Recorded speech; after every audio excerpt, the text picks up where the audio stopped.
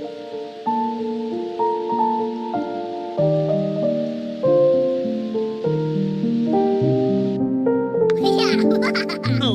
kiss noi.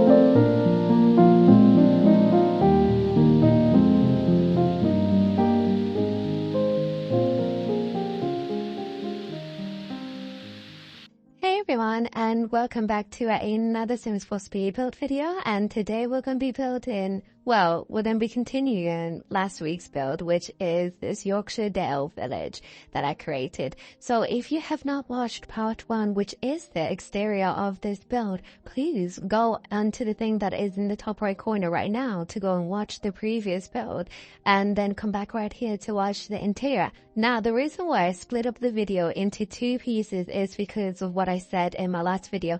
This is far too long for me to do, an hour, because the previous video from that was the Utopia build, which I spoke for almost an hour.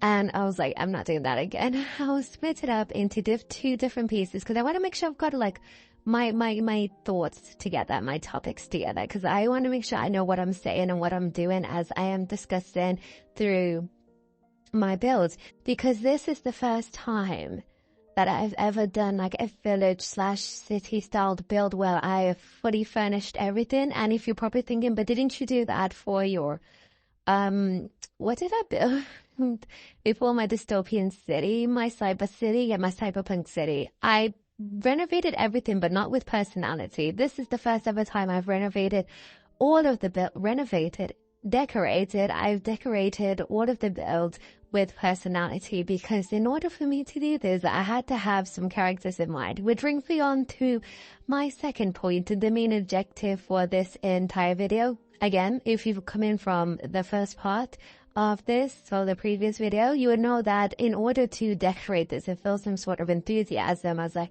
go through building this, I had to think all the Harry Potter characters in order to create this.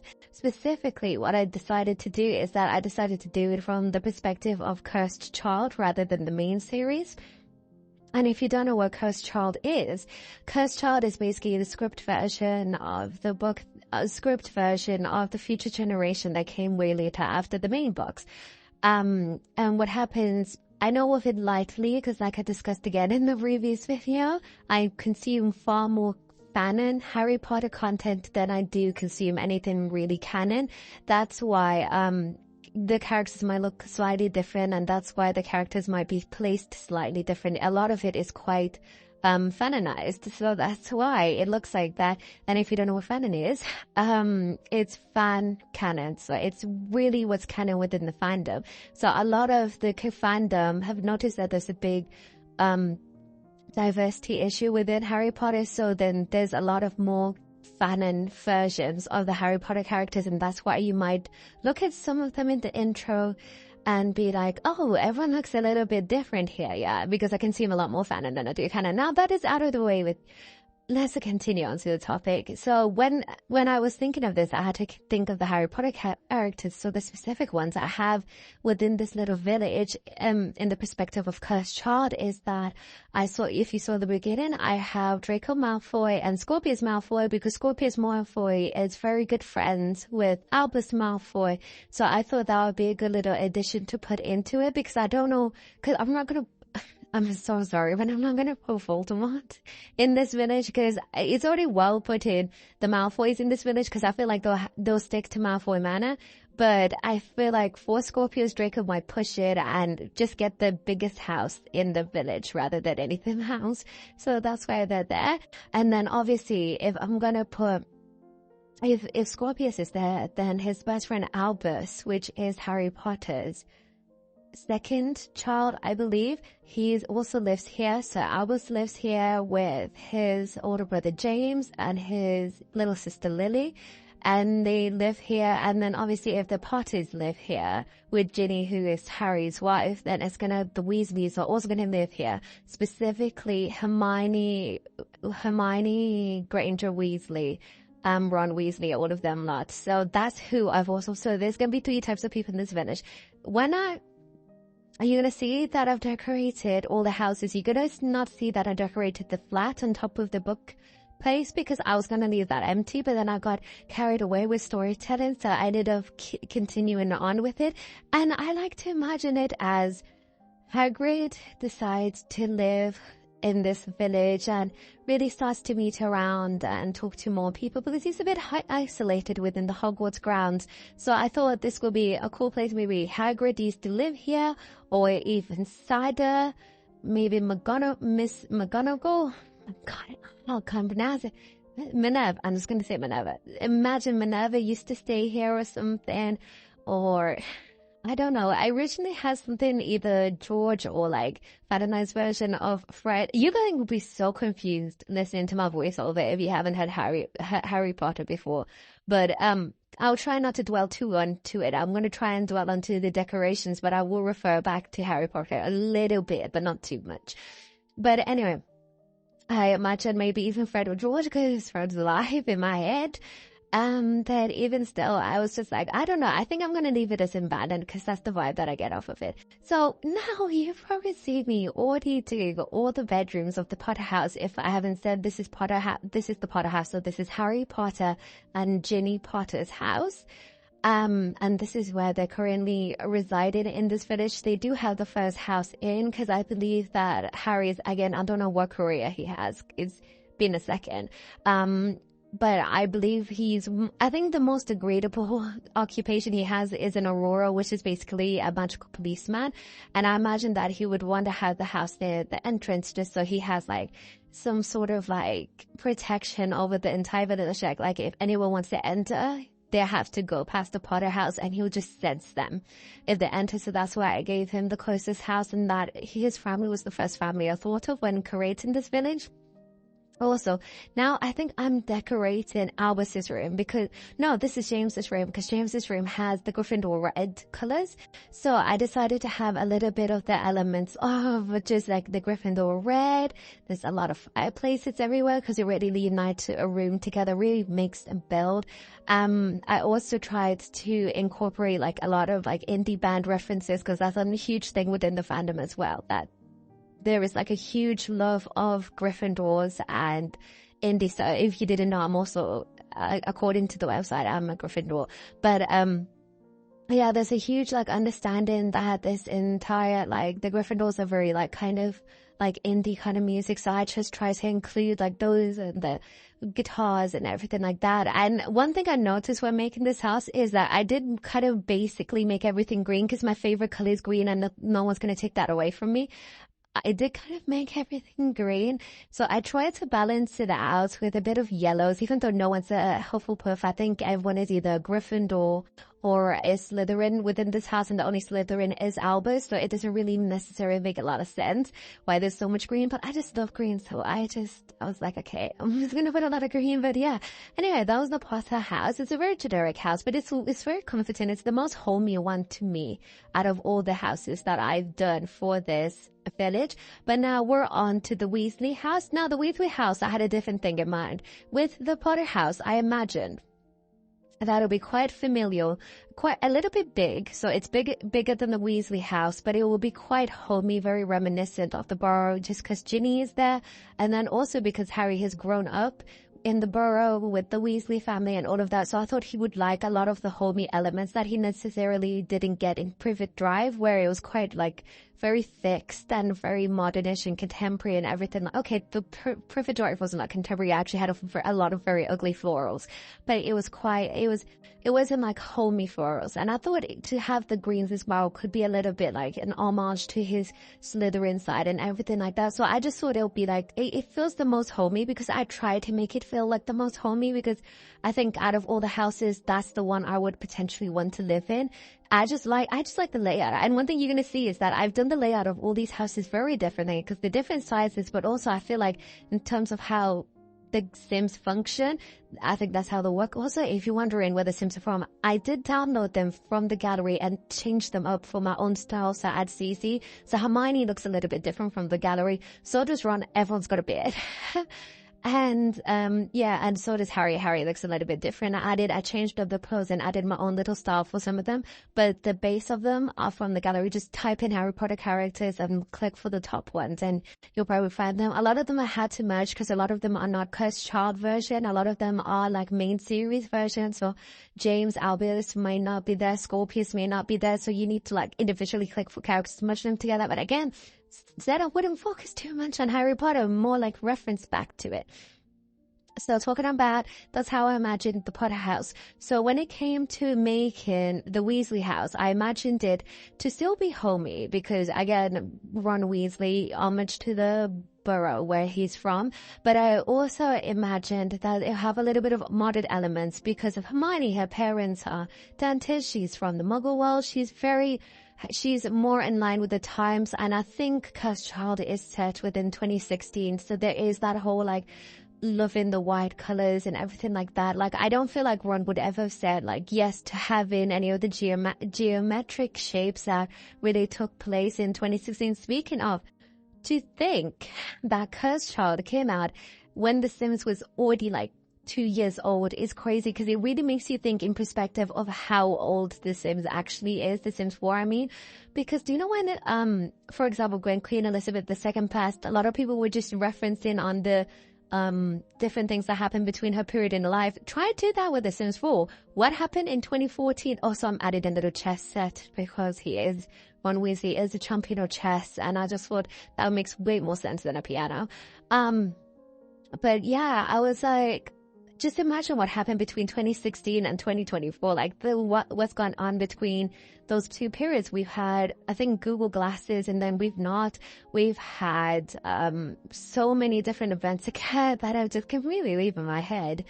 But yeah, it's just really crazy to think of all the things that have gone on. Even though the intro of this video, I'm sorry, I'm jumping from so many different topics, but I just really want to get everything out of me. This is what happens when I don't upload for a week. I'm trying to shove everything into one video. What I was saying is that even though the intro is quite gloomy, how beautiful is the lighting of some of these spaces? Sorry. I had beans for breakfast, and the skin of beans sometimes can just like get like caught in your throat. But yeah, just in like the lighting of this is, I'm currently doing, oh yeah, that's a little cat thingy for Crookshanks, which is, Hermione's cat. Well, it's not a cat, it's forgot what it's called, but it's from the feline family. So anyway, that's there. But anyway, I'm doing Hermione's office right now, and I was just like, the lighting is so great here. Like, I have done it a bit murky in the beginning because the previous video was quite light and sunny and everything, and I was like, no, I really want to expose the elements of Britishness and the gloomy weather and the foggy nature of it and the cloudy aspects. And I was like, no, I have to do the beginning like you're going through a gloomy Yorkshire Dale village. Like, maybe you're traveling up to Scotland, or maybe you're going down to, it is Manchester. And am I thinking about Manchester? Am I thinking, I'm going to say Leeds. Say you're coming down from somewhere up north and you're going in some, from whatever reason, you divert left a little bit to go through York, then you go to Leeds.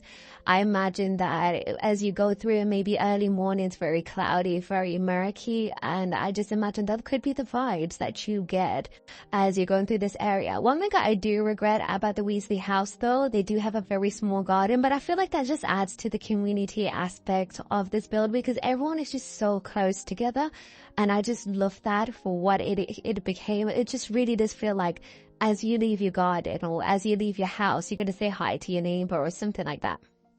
Only problem is, as I was going to say hi to my neighbors, my game still glitches. I don't know if this is a thing for you guys, but my game still glitches in a way that when I go to someone else's house, it doesn't bring up the wallpaper. So I did get Harry to visit the Weasleys, and I was just because I needed to make them friends because I made them more separately, and I needed to cheat and make Ginny and Ron siblings and then make Harry, Hermione and Ron all best friends. And the same thing when it came to the Malfoy household, I had to bring Albus over and Rosie over to make them friends as well. And as I was doing it, it was just like, what is the wallpaper? I didn't initially notice it too vividly when it came to the Weasley household just because the walls are white. But I noticed it quite a bit when it came to the Malfoy household just because everything is supposed to be so dark there. And I was like, where's the darkness going? But it's all fine. This room I'm making now, this is Rosie Weasley's room, and it is by far one of my favorite rooms I have done in this entire build. I do kind of wish, in retrospect, that I did do the upstairs areas of these houses in carpet, because that's what you would normally have.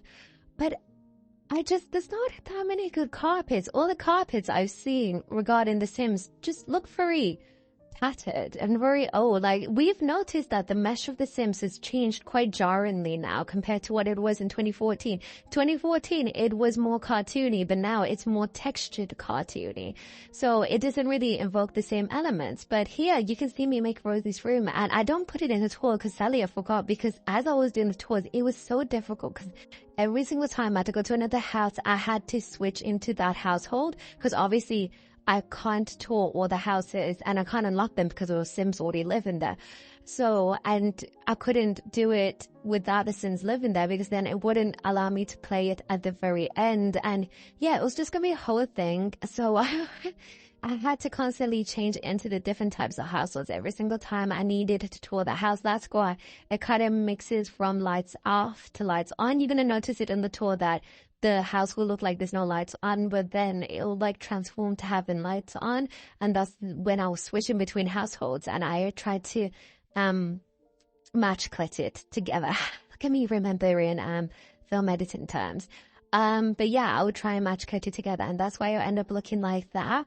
And since they've only got 2 kids in the Weasley household, they've got a toddler, which is Hugo, and then they've got a child, which is Rosie, who is like near enough the same age as Albus and Scorpius. I decided that, okay, with this third room that they have, this could be just like a junk room, because I can imagine the Weasleys, Hermione and Ron, having a bunch of junk where there's Quidditch, which is like, I don't know what I could say. It's like, it's a very niche sport. I would say a UK equivalent, it's football. I'll just say football because the love of it is very similar to football. So I'll just say they may have like a football room and they may have like cat room. And the thing is, what I want you all guys to know, though I have based all of these houses on Harry Potter characters, I did that purely to motivate me for storytelling wise. So I can feel like every house has a different story. So I don't make them the same exact beige looking houses. But what you can do is put anyone here. The only like very distinctively wizardry kind of thing in these houses is this house I'm doing now, which is the Malfoy house. They have the room on top of the garage. They have a cauldron and everything on that. And that is the most distinctively wizardry kind of elements you'll have in any of these houses. But beyond that, everything else just looks like an average family house. So I feel like that might have been that you don't need to worry about having a Harry Potter centric village. The reason why I called it a Yorkshire Dale village and not a Harry Potter village is because I just needed the Harry Potter characters to make all the interior designs, but beyond that, it's just an average British village. And just to finish off my point about the storeroom, I just imagine Hermione and Ron have a lot of things. I think Hermione has like so many documents in that room, like her office is already overfilled. I feel like they would just utilize that room for any documents and stuff like that. I feel like both of them could potentially be orders.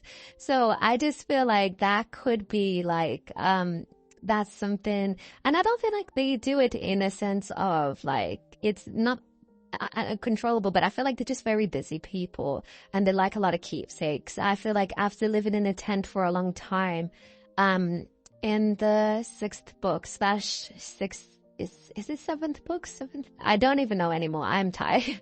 But after living for a long time on the run, so confined into a tent, I feel like all of them have a little bit of exceptionalism within them in terms of they like either really nice estates like Harry does, or they just like really nice stuff like the Weasleys do. Now, I'll hit the video forward onto the part for the Malfoy household. I love how I did this kitchen. This is the, like I said before, I've done the floor plans for all of these houses very, very differently. But nothing quite could have I couldn't have expected me creating anything like the Malfoy kitchen. I was originally just going to have the dining area, the long part of the hallway, until I realized that no one would actually be able to get into the kitchen because the chairs would be blocking that part of the hallway. And I was like, but I don't know what to do. So I decided to do my favorite type of kitchen, which is the Galloway kitchen, which is basically the cabinets are facing each other and everything. I like a compact kitchen. It makes me feel a little bit more centered, but it opens up into the dining area. And I just love that. Is one of the cutest kitchens I've ever made. And I really tried to make this a house because all of them have a different style. Like I said, the Potter's houses is very homey, and then the Weasley houses is homey but very modern, a bit of contemporary with it, a bit more of a beigey look.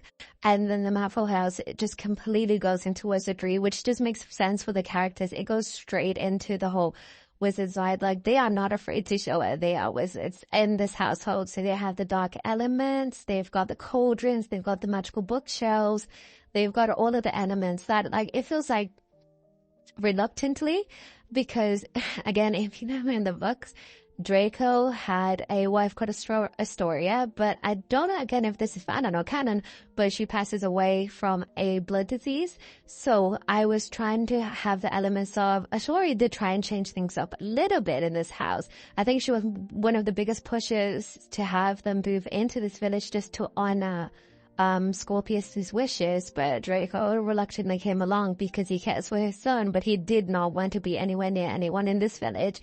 So he still has his potions, he still has all of these other things, but he has integrated from the help of Astoria into muggleness by having a garage and a car that he cannot drive, but just to flaunt wealth. He has it there, being the most showy car out of all the cars in the village.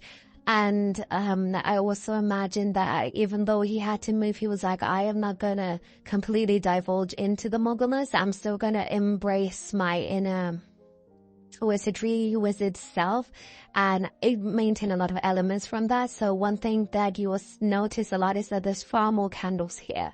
So I feel like, again, if you choose to download this village and not play with it in a Harry Potter sense, you can also play with it in a sense of this is where you will have maybe the oldest family of the village live, and this is the family that maybe back then a lot of people thought they were like heretics or something. Like, they have a lot of things, like especially if you like see me as I'm doing the office right now. He has a lot of books. There's not a single piece of modern invention actually within the house itself. So you're not going to see a microwave, you're not going to see a computer like you did in the Weasley house. You're not going to see, what else you're not going to see a TV like all the other houses have a TV in them, but this house doesn't. And I know there's the whole issue, if I'm talking to anyone who's like an avid Harry Potter fan, I know there is the whole issue of how electronics can mess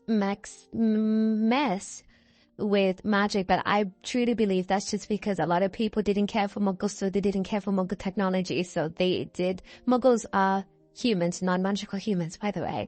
I imagine that a lot of them did not care for non-magical humans technology, so they never tried or made the effort to try and integrate the two together. But I imagine in this newer post the war that they did, and this is now something they can do, but I imagine the Malfoy family has its limits, so they might have just took a lot of stuff from maybe the west wing of the manor and moved it to this house, and that was about it. They didn't really integrate anything else except for they give them really, really flashy car to show that they are money. But yeah, everything in this house it's very, very cute. This is the house, I'll say. This is a house that I would love to live in, but I know I'll be terrified. So it's just remains as a house of my dreams, because like I said before, when I made the London townhouses, go watch that if you want to see more British-centric builds. When I made the London townhouses, I originally made the wall colors much darker than they ended up being because I had to be very realistic with myself. I am a scaredy cat. I am paranoid as they come, and I'm always looking over my shoulder, looking in the corner of my eye, everything like that. Like right now, as I'm talking to you, I am looking at the corner of my eye at myself in the mirror as I talk. So I'm quite a paranoid person. So to be in a completely dark house, I know I'll just be terrified all throughout, and I'll be looking over every corner, and especially with candles and so much dark architecture. This is a dream. This is a dream to live in, but that's all it will ever remain until I'm not a paranoid person, which will probably never happen. It will remain a dream. But here you can see that I am doing Scorpius's room, which is quite a cute room. All the rooms have turned out nice, and I'll say it's purely because of the fireplaces. They just do something. They just make the room seem so much better. I did struggle quite a bit though. I tried to play test as much as I can, but there's only so much I can do. But I tried to make sure everything was fine. And this room I'm doing now is the guest room because they've only got one child. Well, they only had one child. But yeah, Draco only has one child, so that's why I did a guest room. I imagine that though he's a little bit closed off compared to everyone else in the village, he's very open to, oh, Scorpius, if you want to have friends over, you can have friends over. I'm not going to limit you just because of who I was and what I did to the magical community. So yeah, I imagine that used to be his playroom, but then it just ended up becoming into a guest room for anyone who wants to come over. But yeah, I'll say that this is the house that I would love to live in, but I could never live in. And I will say that the Potter house is the house that I would love to live in, but maybe a bit too pricey. And I'll say that the Weasley house is probably the house that I would realistically live in because the bright colors will give me a sense of peace, and as well as the technology. Because even in the Potter house, it can have a little bit of dark corners that are not too favorable, but yeah, beyond that, this is the Malfoy house. And you know what? I don't really like the bathroom that much. It's a decent bathroom. It's an okay bathroom, but it's not my favorite. It's not something that I'll actively pick. Did I film myself making the church? Because I'm looking at it now and I don't think I did. I am so sorry. I don't think did I not film myself? Okay. You're going to see tours of the what's it called? The bookstore, the church, with the graveyards, because I also said in the previous video, I imagine this is like Gryffindor. The Gryffindor? Godric's Hollow, which is where Harry's parents are buried. So you're going to see like the church, you're going to see the bookstore, and you're going to also see a tour of the pub. But apparently I chose not to film any of that, which is my bad. But yeah. These are the finished houses of the village. I'm going to see if I can upload again, because even though I've been gone for a second, applied for jobs, as you know, I have still been built in. I just have not been editing. But yeah, if you guys like this, please share a comment, like. I never say that. I say that at the very end, but I just don't know what to say. I just really like this bit. I guess I'm really happy to talk about this bit. And I don't think I ever shut up about this. This is being a very fun bit. But anyway, I know you want me to shut up so you can watch the tour in peace and not listening to me over and over. So I'll wrap up the video. But like I said before, if you like this, you can go and watch my London townhouse build, because that is another like British street, more closer to London, obviously. And if you also like this, you can also see my medieval build. If you want to see something a little older, it's still British, but a little bit older with more of a Tudor-centric style. But yeah, this is my second build in October thing. So yeah, I hope you guys liked it. I really love this. I think I say this all the time. But apart from my Gotham build, I think this might be my second favorite build I've done this year. Yeah. Anyway, thank you so much for watching this video. Don't forget to like and subscribe, but if you don't want to, that's also okay. I appreciate you staying this long and listening to all of my ramblings. Also, don't forget to leave a comment down below. I read all of your comments, the more the merrier. And I'll see you guys in the next video. Goodbye!